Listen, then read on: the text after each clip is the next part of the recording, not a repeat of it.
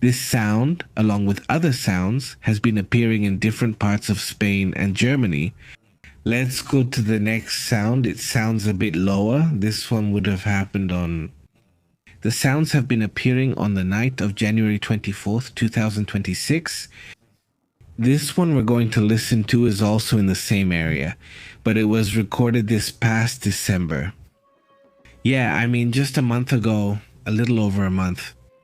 So this has been happening for a little while now, on several occasions, even though the report is that in Andalusia, in the south of Spain, by the way, in the community that watches us over there, they've been detecting it in some places. The sound, like the hum, let's listen, let's see if we can hear it. It's very quiet, let's see.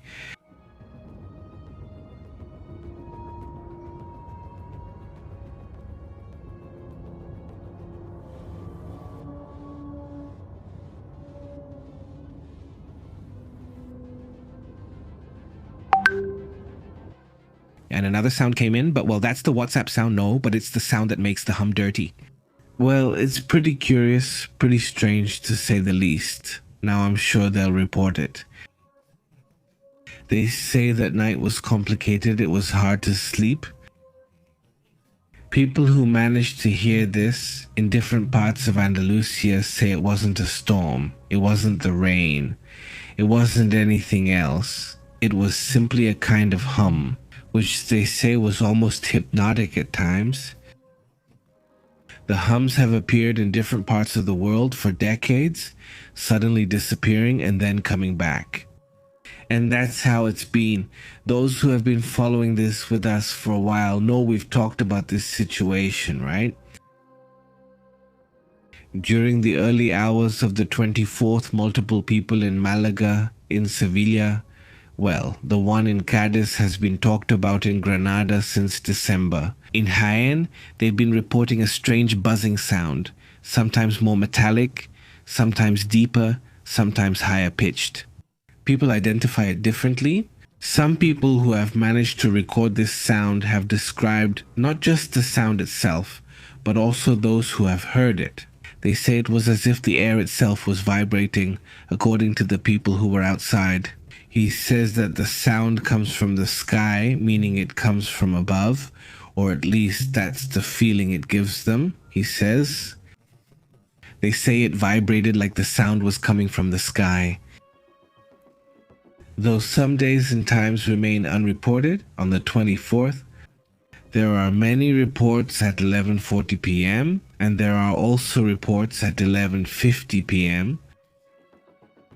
Some local journalists have been reporting on this situation, and bloggers on Twitter, etc., and people on Facebook have also been commenting about it. The sound lasted for several hours, and it would still come back in the early morning. It would appear and disappear suddenly without any transitions. This type of humming has been documented in other parts of the world, for example in Taos, New Mexico. For years it kept appearing and the police were never able to find it. Investigators kept trying to find a source and never found one. They'd say it's over there, and when they got there they'd say, right? Now it sounds like it's coming from that way, and that's how they spent their time, in a never-ending story in Bristol, in the United Kingdom. For years these sounds have also been recorded. Here we have also been following up on these sounds for years. Some say they are very low-frequency sounds that can last for hours and are heard by many people. Sometimes they make them nervous. Some say it's just hypnotic and doesn't make them feel anything. There are various types of sounds. There haven't been technicians, there have been teachers, students, scientists, authorities, and so on, neighbors and so on, who have described their sensations, claiming that the windows were vibrating, that the animals were getting restless, that cats, dogs, and even some farm animals were also behaving strangely. And then the strangest descriptions, but there are several of those as well, claim of a sensation in the chest. They say a feeling of pressure in the chest. I don't know if that sensation is also partly psychological. I don't want to say that either. I mean, that's just what I think, you know. It could also be something else, but it could just simply be this sensation, you know?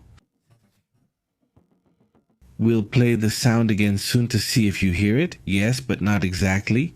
This is the famous home sound, right? But it's not one sound. It's actually several, isn't it? No failures were reported by police, emergency services, ports, or power stations. There wasn't any specific failure.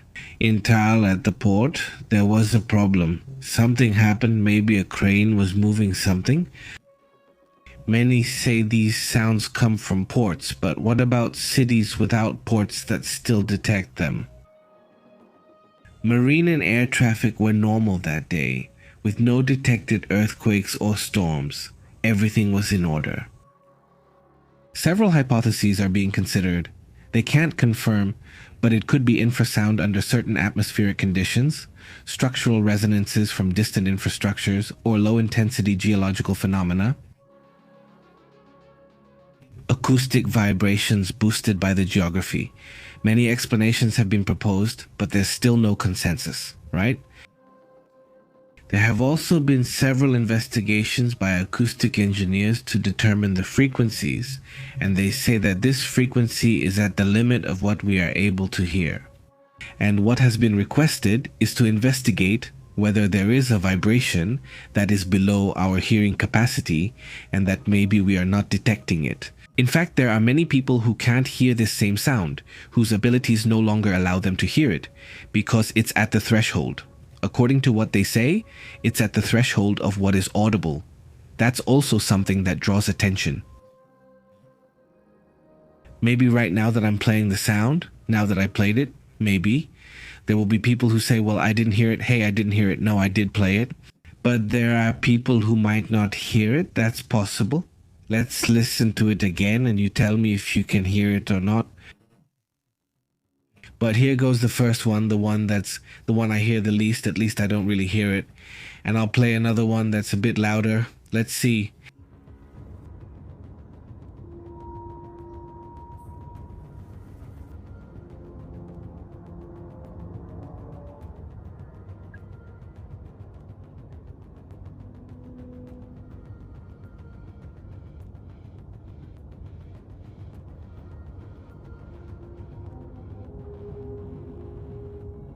Now here goes the next one, okay?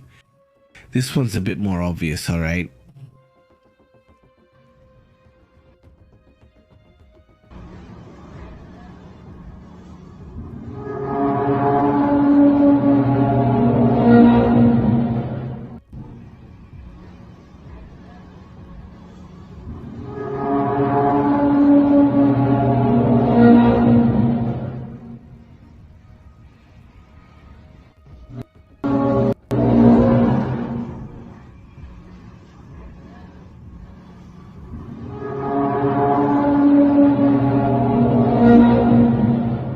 This one is really crazy. I mean, well, I hope you were able to hear it, obviously. So with this, there's some concern, right? This hasn't been an episode at the same time. I mean, what happened in Cadiz, Malaga, and other places happened at different times and moments. That also stands out. It's not a unique case. This has happened many times, even though it doesn't present any physical or medical risk. The event obviously leaves a feeling that something isn't right or that something is strange. It doesn't break the silence, let's say, of a normal night, right? Users have been sharing their experiences, all kinds of comments. It's not clear what it's about. And well, a series of comments that I will be documenting, so later we'll talk about this situation. People experience various feelings, right? In addition to what I mentioned, there are also more unusual ones. We can talk about it again soon if you want, and we'll keep discussing the topic. Let's also move on to other matters, other important topics as well.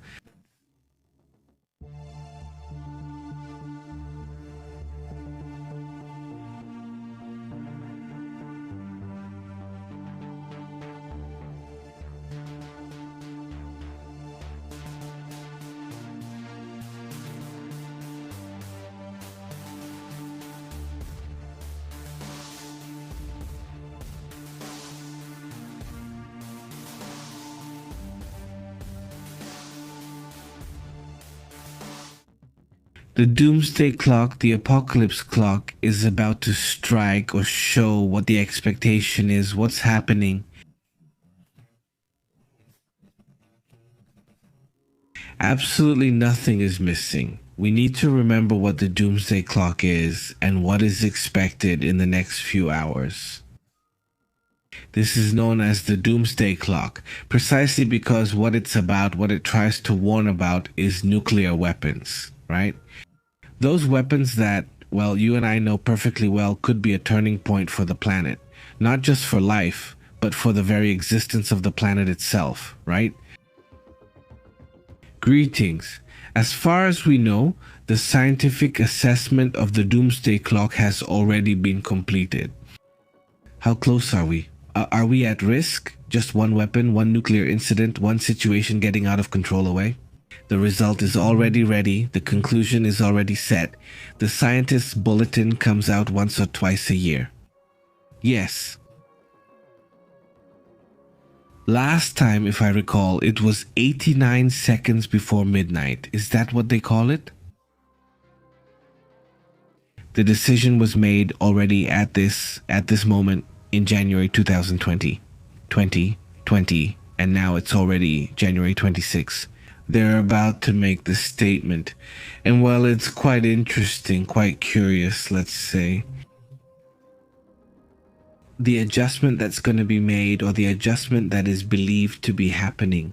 The last one was, I believe, on June 22, 2025, which was 89 seconds to midnight.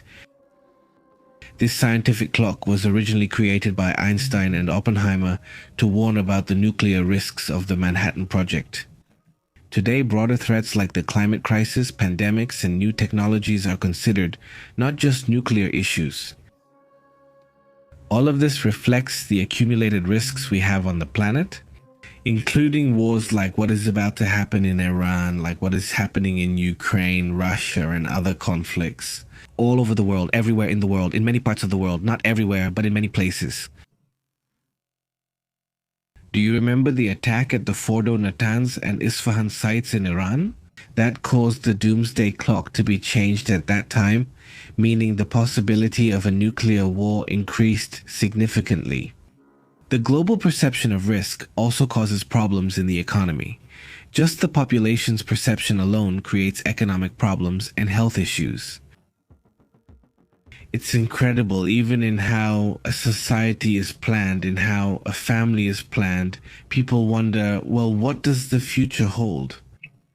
So, all this perception and all this prevention that people want to do is precisely to avoid this problem, right? Problems, isn't it? It's just that even with those kinds of situations, it can even cause psychological effects on certain very sensitive groups, right? This warning is taken seriously because they must give it. Not doing so would be worse. But at the same time, it also has to be clear what these threats are. And what is done in terms of prevention. I mean, what is done in terms of, let's come to an agreement now to avoid those risks. By the way, he has played an active role in the analysis and discussion of these risks for 50 years. So, has the National Autonomous University of Mexico, been involved in this topic for a while now?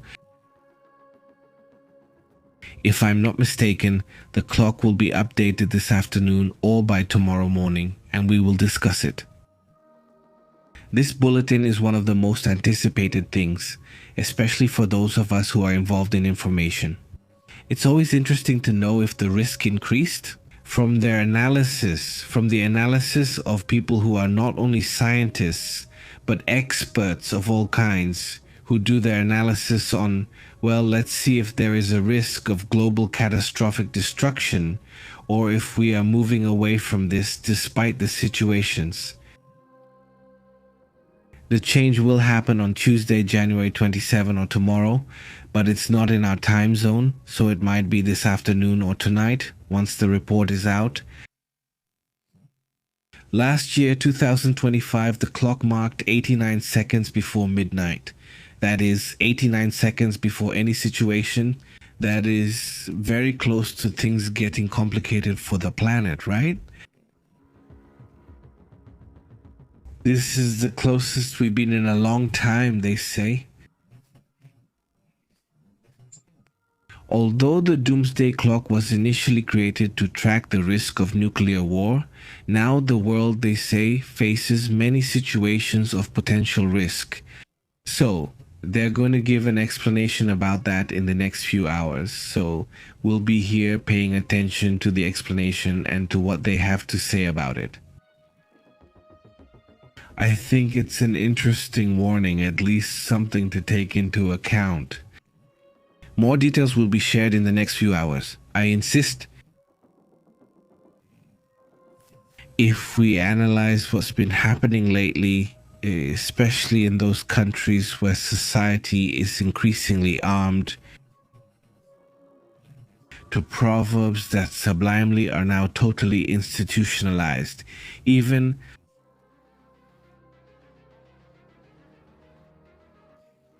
there are some facts I'd like to share with you about this point. Let's analyze them. Once we have the complete data, we'll go through it little by little. Let's move on to other matters, to other topics, which are also important. Glasses.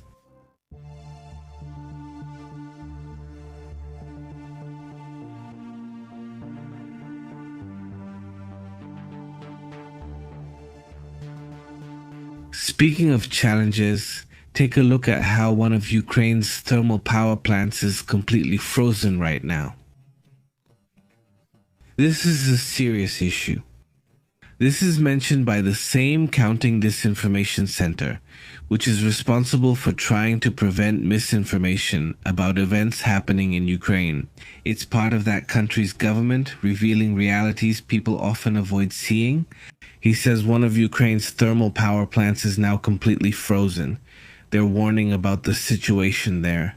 By the way, all the nuclear risks are precisely in Zaporizhzhia, an area where, fortunately, the International Atomic Energy Agency is there right now, providing coverage, actually making sure things are working. The coverage. It's in Chernobyl where they're also working. There are two things in Chernobyl. The coverage, Chernobyl. In this defense system against radiation so it doesn't spread to other areas. And inside Zaporizhzhia, the problem is that the reactors need energy to stay stable. And right now, the reactors aren't working. There's an electrical problem. Paradoxically, there's an electrical problem there. And so they don't have power. And if they don't have power, the reactors could collapse and cause a nuclear incident. They don't have power. Part of the International Atomic Energy Agency is involved. Notice that these are some of those things from the United Nations that still work and hopefully will keep working. The International Atomic Energy Agency, under the direction of Rafael Grossi, managed to get Ukraine and Russia not to attack each other. That's already happening there. Right now, there are people at the International Atomic Energy Agency. They're already working on everything related to the electrical part that isn't working, so it can get the electricity it needs, and to prevent the risk of a nuclear collapse in that area. So they're doing a good job. And in this case, both Russia and Ukraine agree that no one can afford that risk, right? So fortunately, they're working on that issue. No, at least not so far. At least not so far. Sometimes they reach agreement. Let's move on to other important matters.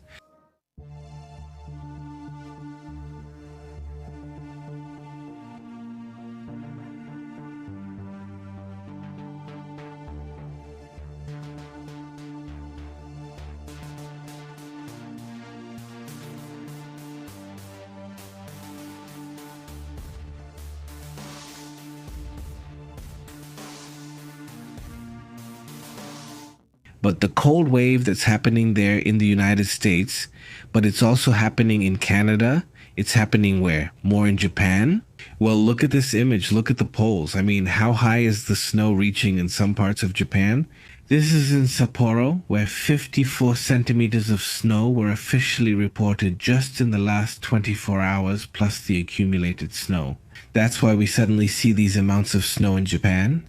By the way, Japan is among the top 5 countries with the most snowfall on the planet, so a lot of snow falls in that region of the world. And well, also in complicated situations. How do you clean it? Well, they have their equipment, they have their machines to clean this, but it's really something. Look, they're used to it, so they take shelter and prepare themselves. And they're very, well, in theory, very urbanized for all these situations. But look, let's get into the details of how this situation is going. And first, let's see how things are right now. We woke up to 0 degrees today. Here where we are, here in Nuevo Leon, in the northeast of Mexico. Let's just zoom out the map a bit because it's really, really big. Let's zoom it out a little and take a look. So how's the cold right now? Find it tonight? No? How's it going to be tonight? Let's look at this situation right off the bat. What can I tell you? I mean, we're seeing it, right? It's cold almost everywhere in the United States. In Canada, well, you can imagine, right? In Canada, you can already guess how cold it is according to the latest data. By the way, unfortunately, there have been more incidents. More people have died. It's now confirmed 11 people have lost their lives in what they're calling a fierce storm. They report cases of hypothermia in Louisiana, cases of hypothermia in Texas, and also in Tennessee. In New York, there were also 5 people found dead outdoors. Unfortunately, homeless people also lost their lives, and more than 1 million homes and businesses were left without electricity all night. Tennessee has been hit hardest, with nearly 9% of users reporting power outages. Louisiana, Mississippi, Kentucky, Georgia, Texas, different states in the United States that have been affected. 20 states are in a state of emergency. Right now, 20 states in a state of emergency. Just imagine, it's something, well, it's strange, isn't it? What these 20 states are reporting represents 2/3 of the country. Under the impact of this Arctic storm, the District of Columbia also declared a state of emergency. Washington, yes. This is also because of the ice, the snow, and the dangerous temperatures. The National Weather Service warned that this event has the potential for catastrophic consequences. Accumulations over 20 centimeters in ice layers have paralyzed entire cities.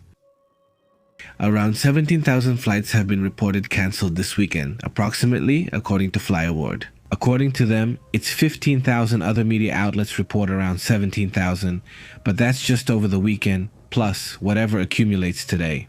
The Secretary of Transportation, Sean Duffy, confirmed that this is the worst air travel collapse since the pandemic to date. There hadn't been such a tremendous air travel collapse before, so few flights are actually able to take off, and well, there have already been a couple of flight incidents. That's also tremendous and needs to be considered. Of the things that are happening out there, what is known about this place, about what's happening in this region of the world? Well, first of all, Philadelphia, Washington, New York, and Boston have been covered by a storm. Supermarkets in several regions are reporting empty shelves due to panic buying in response to snow and temperature warnings. Let's move a little more to this side. Let's move over here.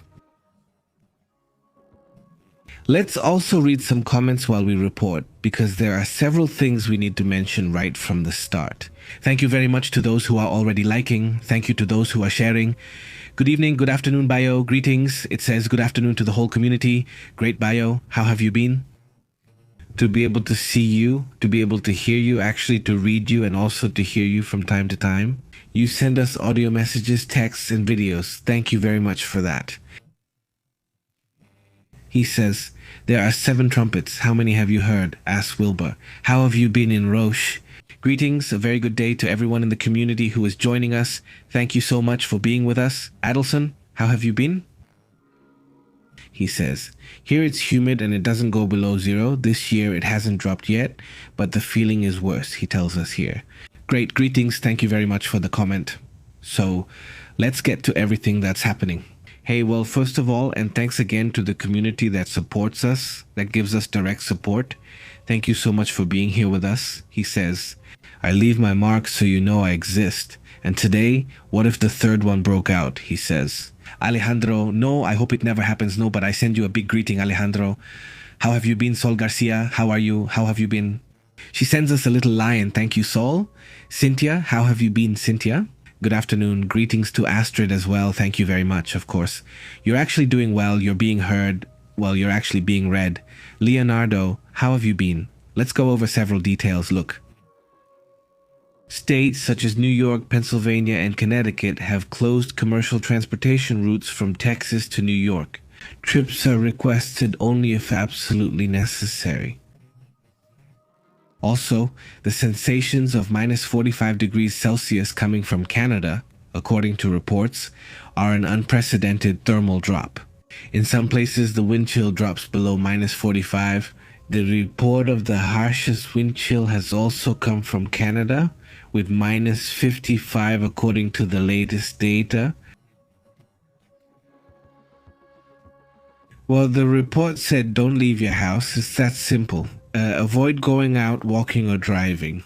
It's extremely dangerous because of black ice, which is one of the most severe and complicated types of ice, let's say, in extreme weather. It's better to avoid going out unless it's really necessary. It will stay active and may affect the country for several days. It won't end today or tomorrow. This could take a few more days, according to what they've said. And this, well, should also be taken into account. The crisis is expected to intensify. Local and federal authorities recommend stocking up on food, water, and medicine to stay safe, so you can stay safe and stable inside your homes. If it's something medical, if it's something that could cause a problem, you need to stay alert. It's not good. Right? Just a second. Say hi to everyone here, Chivamas. There you are.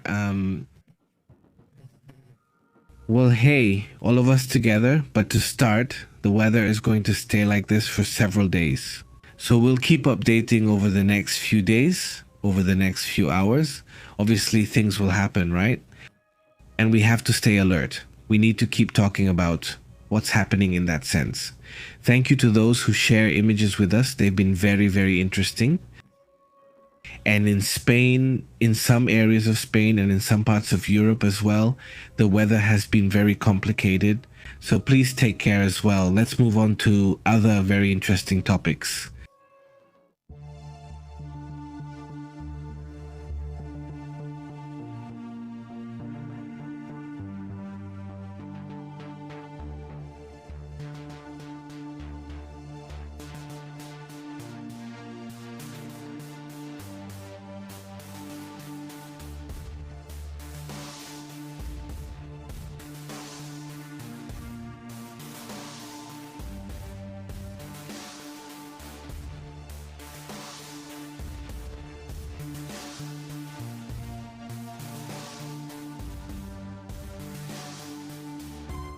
It turns out that Israel has already confirmed the identity of the last hostage who was killed by the terrorist group Hamas, the last one remaining in Gaza. At least that's what's being reported. And well, obviously this is also something important. No, well, it's not very clear. So, well, what's going to be the next step? We're not going to put the image here. Let's make it a little smaller. But, well, he is, and this was essential to continue with peace. He is the person who finds. Obviously, the topic is complicated, especially since the family wanted to know where he was, right? First, it was already suspected he wasn't alive, and now it's confirmed with the discovery of his remains. There was a situation, a very large operation yesterday, and they recovered this person, well, not the body. So the situation is as follows. The Israel Defense Forces confirmed that they found Sergeant Ral Gibil. He was found dead and his body was repatriated to Israel. No, if this wasn't going to move forward with the peace plan that's being carried out right now, right? That's also important to consider. And within what's been reported, Gil was captured on October 7th. Yes, he was in a kibbutz. He was defending a kibbutz when he was taken hostage From that moment, despite recovering from a shoulder fracture, the young sergeant put on his uniform and faced the armed attackers. Known as Ran, Alumin's defender, that's how they named him Gibil, a member of the Yazam Negev unit of the Israel police, specialized in operations in sensitive areas in the south of the country. The news shocked Israel, where Gibil became a symbol of resistance and heroism for families. With his return, Israel considers the process of recovering all the hostages who remained inside Gaza to be complete. Prime Minister Benjamin Netanyahu himself praised the operation and stated that the promise to bring back every last hostage to the country had been fulfilled, alive or deceased, right? This is now confirmed. On the other hand, let me also tell you what's happening inside Russia, since there are also important details in that part of the world. Let's go with what's happening, and thank you very much to those who are joining us live. Thank you to those who are joining us live today. Hey, if you want to send us images, please do it through my email, josepepinvivo.com, pepinvivo.com. So, as they are reporting right now, Russia is demanding the entire Donbass. I mean, Russia insists that the only way to negotiate is to take all of Donbass. And in response to this, obviously there are also reactions happening regarding the possibility of reaching peace or not. The problem is that there doesn't seem to be a real intention, honestly. I mean, there doesn't seem to be a real intention to achieve peace. And not only that, but the war also seems like it's going to go on and on and on for a long time. Look, pay attention to what he says. The Kremlin reiterates that it will only consider peace if the Donbass region is completely surrendered, which was also confirmed by Dmitry Peskov, Vladimir Putin's spokesperson. What's the point of negotiations if they don't happen? There's no possibility for negotiation, at least not right now. It hasn't happened. According to Moscow, 90% of Donbass, according to what they say, is under their control. What Ukraine says is that not even half is under their control, and that they are not going to give up territory that hasn't been won in the conflict. Russian media are bringing up an agreement, supposedly between 2020 and 2025, almost at the end, in which supposedly Vladimir Putin and Donald Trump agreed to freeze the front lines, but supposedly to hand everything over to Donbass and not advance any further. And what Ukraine says is that any negotiation must have the full guarantee of NATO, which also hasn't been made clear.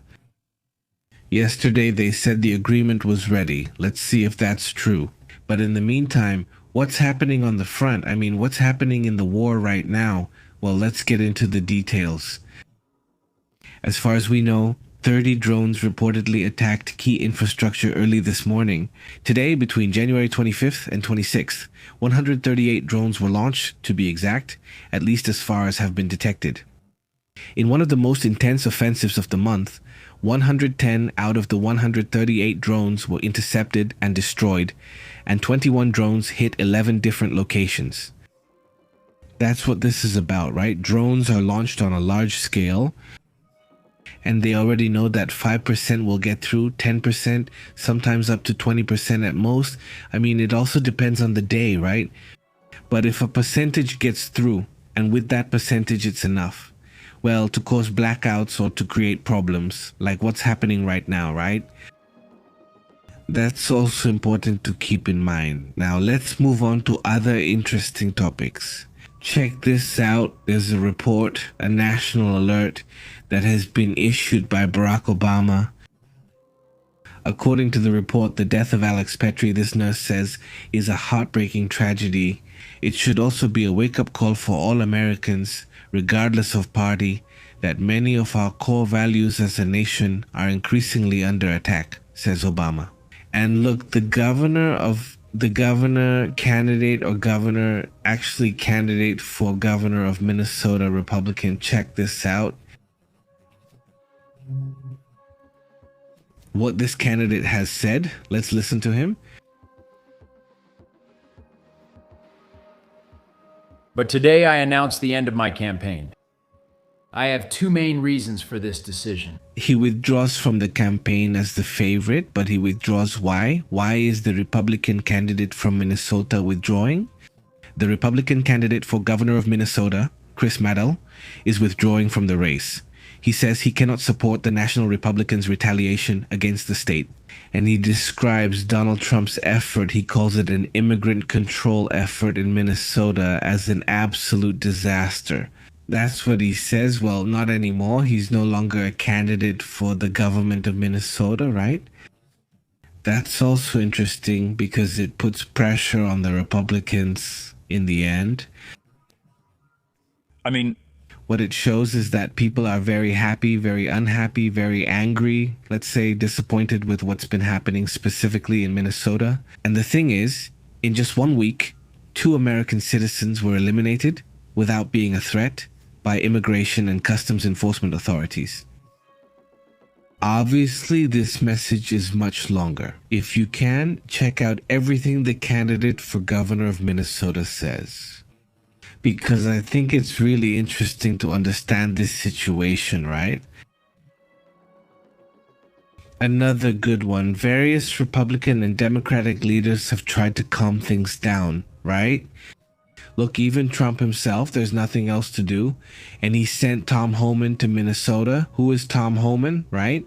I mean, let's get into the details of what Trump is doing to try to calm things down a bit. Apparently, although others say that it actually seems like the opposite, it looks like he wants to stir up more trouble, right? Tom Homan has been deployed to Minneapolis after the death of 2 American citizens in less than a week. In about a week, let's say, the President of the United States announced today that he will send the border czar Tom Homan to Minneapolis. After this situation, the city has been experiencing weeks of protests and in some cases even riots.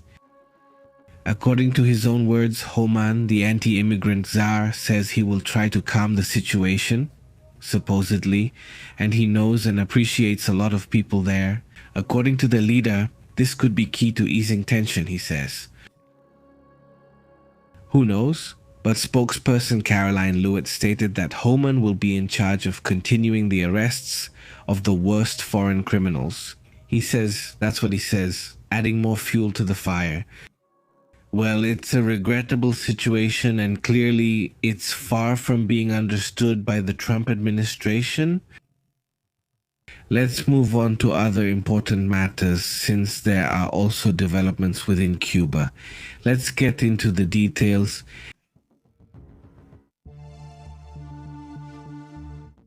Military movements are occurring in Cuba. Even Russia has already come out with a statement saying that indeed they see a move coming from the United States. Let's look at the image that's coming up right now, because there's already even a military image from Cuba. It's this one. Let's take a look at it. So it's an image where they show, well, some kind of military helicopters, not military exercises. All of this is Cuba, right? So meanwhile, and Miguel Diaz-Canel on his official account sent a message quoting a phrase from Fidel Castro, right? He says, "As long as imperialism exists, the party, the state, and the people will give the highest attention to the defense services. The Revolutionary Guard will never be neglected." And so they put up all these messages, and with messages with images, not of soldiers, no, like saying they're ready, supposedly, no. But Russia did send a message, and the message is basically that they are not going to receive help from Russia. Yes, of course, in a nicer, more diplomatic way, but that's what they're saying. Russia warns of a naval blockade of Cuba following the United States military operation. In Venezuela, the Kremlin also claims that this blockade of Cuba after the capture of Maduro is a response to military maneuvers that are already being observed. According to the Kremlin spokesman, Dmitry Peskov warned this Monday about a possible full naval blockade of Cuba, referring to information they have, which he says is alarming. In other words, that's what Russia says. We have information that a complete blockade is coming, and they say they will be watching. That's all. Isn't it basically the same thing that happened with Venezuela? And look, an important thing, well, curious, right? Okay, another one, other images. Well, some pretty well-known figures in the military field show up here and there, right? There is Diaz-Canel, images of him in military uniform with missiles in the background and so on. You know, the whole supposed military army theme. Now, among the messages, among what Canel and Russia have been sending,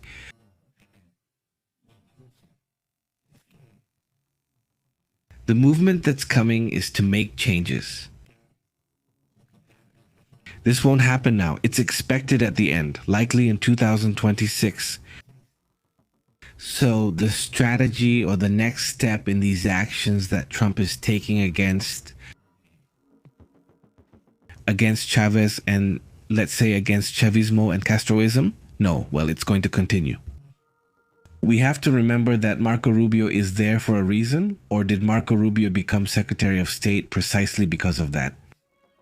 He is of Cuban parentage and basically holds the highest position of any Hispanic in the United States, at least at this moment.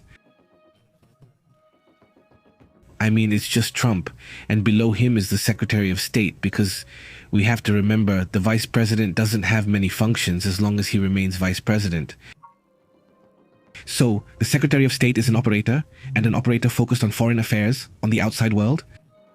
According to United States media, Washington's plan would be replicating the Venezuelan model, military pressure and blockade for months, and then seeking to overthrow the government. The military forces have released images and several military exercises on the island of the United States.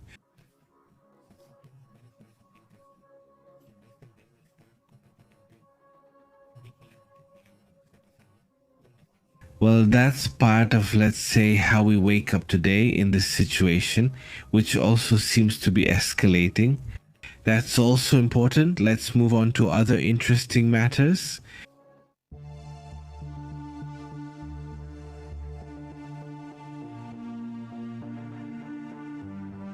You know, do you remember that guy, Ted Cruz? Well, in secret recordings that have been revealed today, and in recent days, several comments from Ted Cruz himself have surfaced, in which he is very harsh in his criticism of Donald Trump's tariff strategy. And this would show how there are more and more Republicans who are not very comfortable with the strategies, specifically regarding especially the issue of tariffs. Reports say Senator Ted Cruz privately criticized the tariffs and mocked Vice President Vance. Recent leaks, such as those reported by Axios, revealed exclusive audio from 2 private meetings between Ted Cruz and Republican donors, where the senator harshly criticizes figures like Vance, calling him harmful because there hasn't been the expected growth, the expected economic growth. And when you look at these increases in gold, for example, we've been seeing right now increases in gold. A drop in the dollar, this is a drop in the dollar compared, for example, to the euro. And it comes from much higher up in the euro, so the dollar comes from much higher up and has been falling. And while it's at one of the weakest points in the dollar's history, because of this, the criticism has been pretty intense, not just from Ted Cruz, but one of the things that stands out is this. These criticisms come as he clearly plans to run. Ted Cruz wants to be the 2028 presidential candidate, and that first fracture could start to appear within the Republicans. They know that it will be necessary to have a different vision if they want to have a chance of winning the elections on that date. Time flies from now to 2028. It passes faster than you think. Be careful about what's happening with the Republicans. We'll need to watch as the division seems to be growing stronger. Let's discuss other interesting topics too.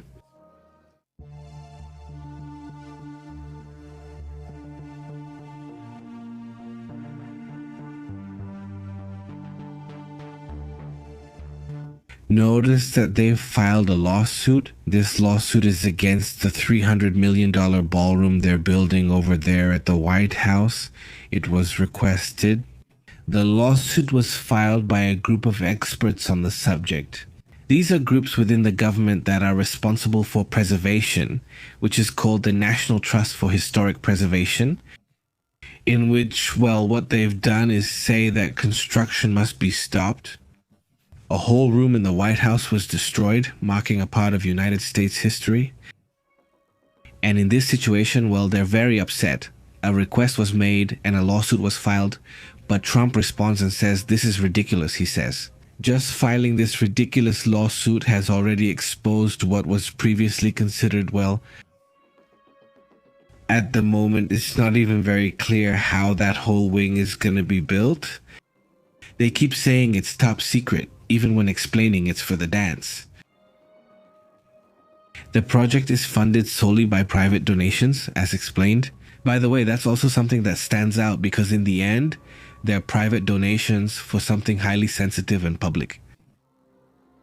The ballroom costs $400 million, and he praised donors for funding the construction without public money. However, the project has sparked legal and ethical concerns, especially over using private donations in a high-security federal facility. Well, it's something that's not well regarded. If it were a plaza, if it were something for everyone, no, but this is something else.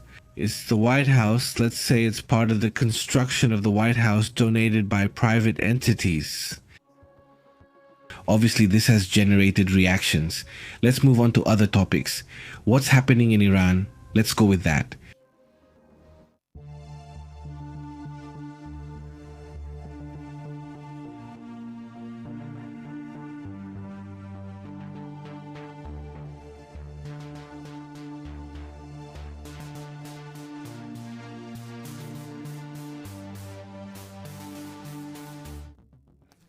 The properties of the American planes that Americans offered have become the first ones in the construction of their own.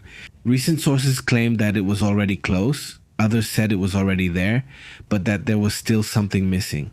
Part of the destroyer ships and the entire fleet that goes around the aircraft carrier was apparently not complete.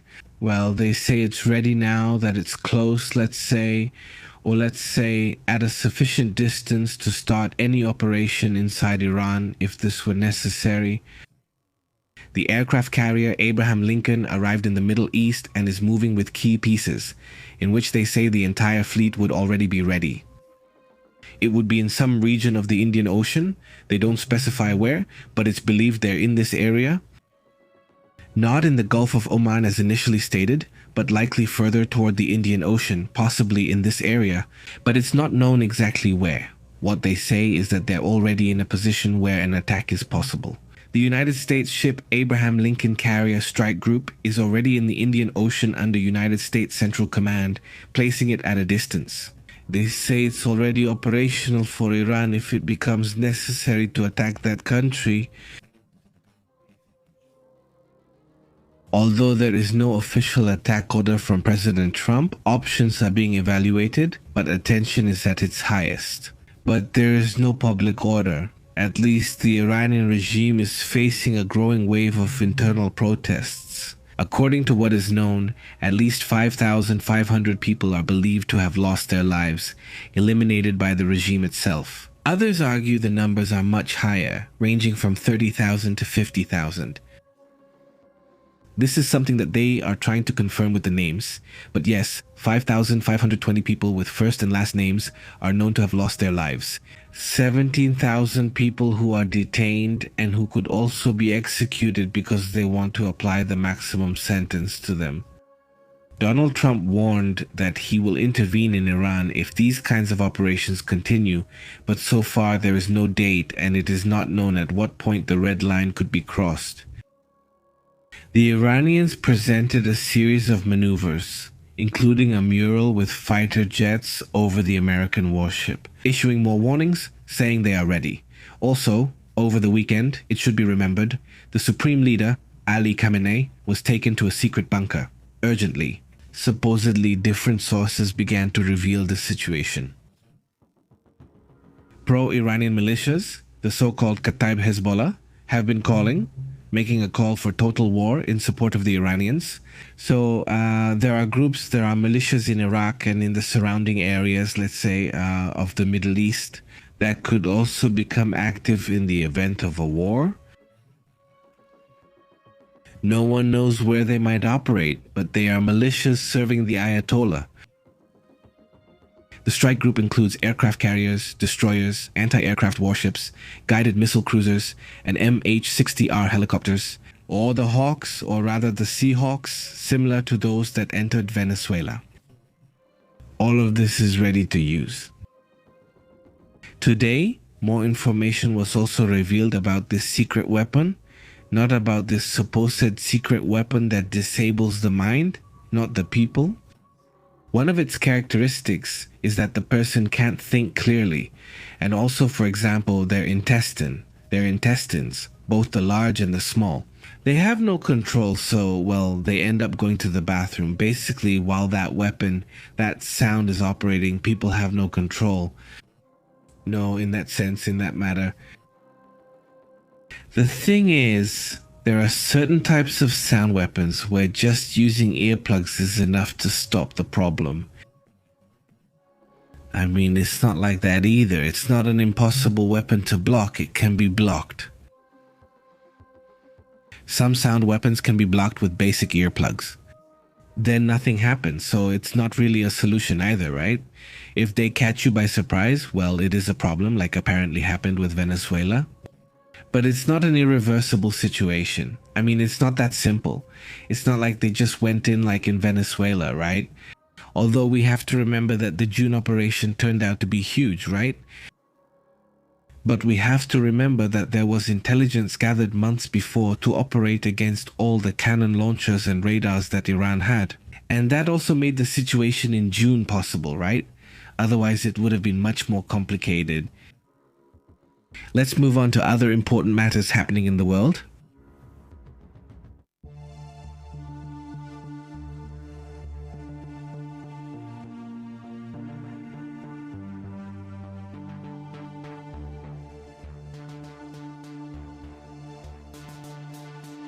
He says that something has been discovered on Mars that could make a difference when it comes to, well, going there and setting up a base in that area, right? They say this is becoming more and more feasible, even though, yes, there are radiation problems and a number of other issues to solve. But according to the latest data, this new study claims that the atmosphere on Mars contains enough humidity to extract water for future human settlements.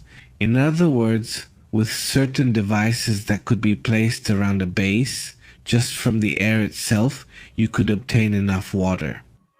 The research was conducted by Dr. Basilis Ingelsakis from the Department of Chemical Engineering at the University of Strathclyde. This was already published in Advancing Space Research. This scientific journal has already published this article in which the study shows that there could be sources of water on Mars and that it would be the same environment, besides the fact that there is underground ice and other topics, but that's all it says. The atmospheric vapor that is in the ground and in the soil, and the vapor in the air, let's say, is enough to be able to obtain water, at least to survive. But if you include underground ice, etc., his conclusion is that the most viable option, let's say, would be the ice, because of the amount of ice that is down there under the ground. No, but even the atmosphere itself would be enough to be there. Obviously, he also says that energy is required to extract water from the air, and that energy would possibly be solar. The study also compares different technologies for recovering water, evaluating their energy consumption, scalability, and suitability for different geographic conditions on the planet.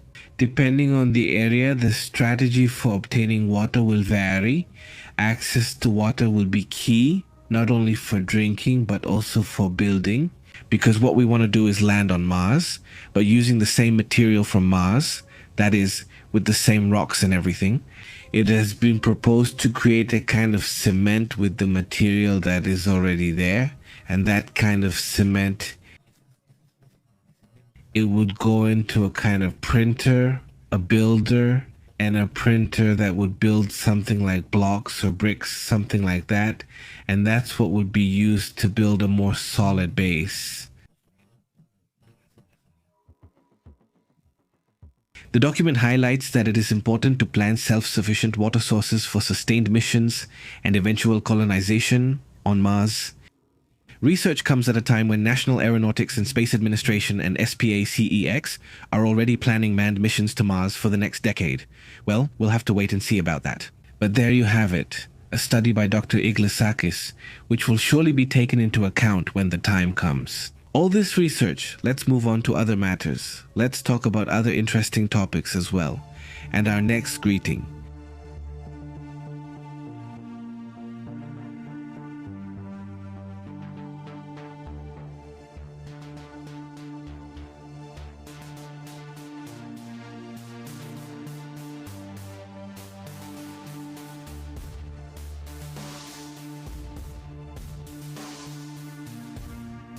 Scientists have discovered what they call the universal curve. And well, this is something that's important to understand because some species haven't evolved as much while others have. How does this happen? What does the scientist mean by this? Let's get into the details, but it's really interesting to understand maybe how we or many species have developed over time. Let's get into the details. First of all, thank you very much. By the way, a big greeting to everyone watching us live, and please help us share this, help us give it a like. It's really important. Scientists from Trinity College discovered a very mysterious situation, a topic that claims there's something that limits evolution among living beings, and they call it the universal curve. The international team of scientists from Trinity College Dublin had identified what we call the universal thermal performance curve, that's what they call it, or the universal thermal performance curve as it's also known. This is the curve that defines how living organisms respond to rising temperatures. Their performance gradually improves up to the optimal point, but beyond that point, it drops drastically again. So, interestingly, there's something like an ideal temperature for evolution. And as long as you stay around that temperature, well, you'll be like evolving very quickly. A little higher than that temperature and evolution drops drastically. Am I lying? The pattern was confirmed after studying a wide range of organisms, from reptiles to microorganisms, all aligned with the same thermal curve. This suggests a shared evolutionary limit. The finding reinforces the idea that species are constantly struggling to adapt to climates because they are trapped within a universal thermal physiological constraint. Overheating or overcooling of any area can cause severe physiological failures, even death. And this risk suddenly causes that evolution to either stop or advance significantly. He assures that the curve seems almost universal. Researchers suspect that some species might be learning to bend this thermal rule, and now, well, they're looking for cases that escape the norm. Meanwhile, they say that what we observe is that most living beings are not under this curve that they call this universal thermal curve. Basically, now they're looking for living beings that are in a different situation or living beings that evolve. Despite not being within that curve, or despite being at the extremes of that curve, so to speak, the study has already been published for peer review in the Proceedings of the National Academy of Sciences.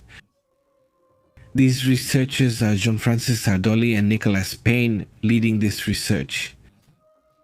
Although the study is revolutionary, more scientists are still needed to observe this theory. No, this idea, this hypothesis, to determine how true this development is, right? Meanwhile, let's move on to other topics, also important.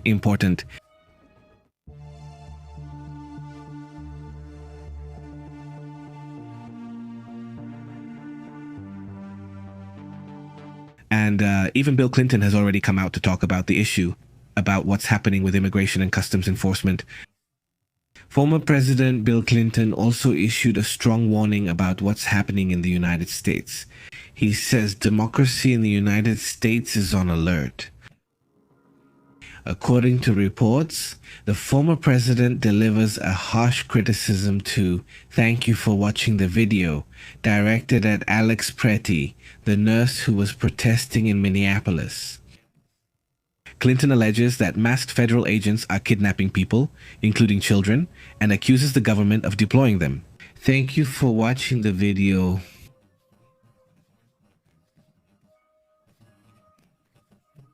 Investigations by a state or a local authority just to protect these AIS figures. He compared the recent abuses to scenarios he never thought he would see in the United States. "And I never thought I would see something like this," he says, calling on citizens to rise up and defend constitutional freedoms before it's too late. Well, I just want to tell you that several leaders of the day are already listening to everything. Thank you for watching the video about the freedoms of this country. Well, that also draws attention today, so let's move on to other interesting matters. Thank you.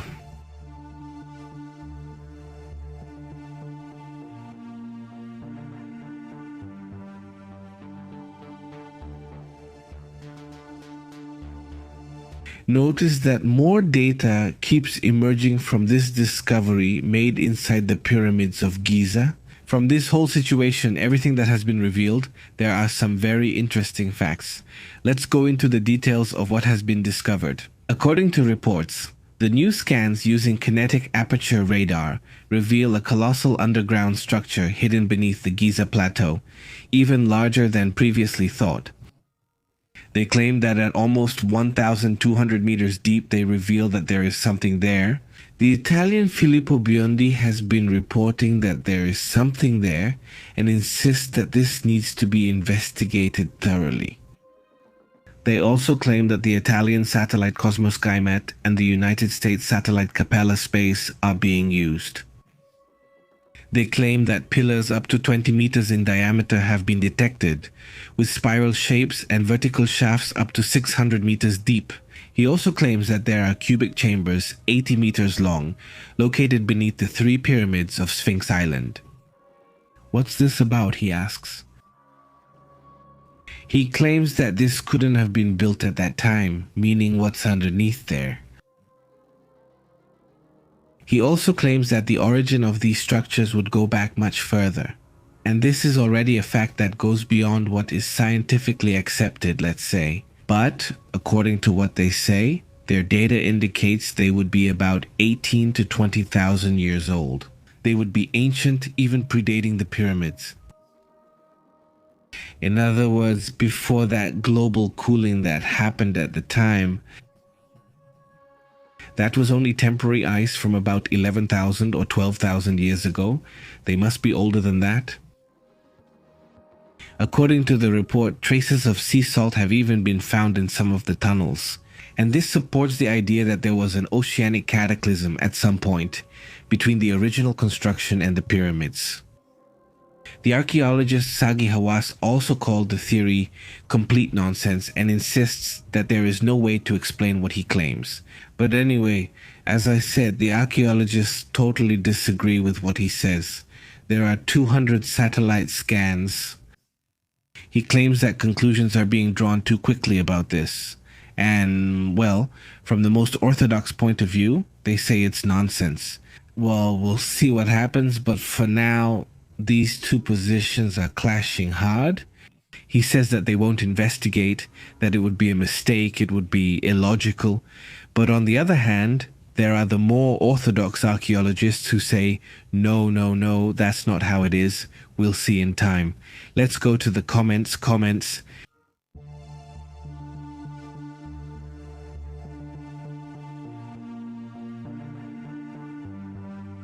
How have you been? Thank you so much for joining us, Carlos Martinez. Very good. Jose Sabate, how have you been? A big greeting to the community. Thank you so much for joining us. Luis Antonio, how have you been? Also a big greeting. And to the whole community that joins us, whether live or later, thank you so much for being here with us for a while. Hey, let's see. Luis Antonio says, good afternoon. Differentiate freedom from licentiousness. Freedom means fulfilling duties, having rights, and obeying the law, says Luis Antonio.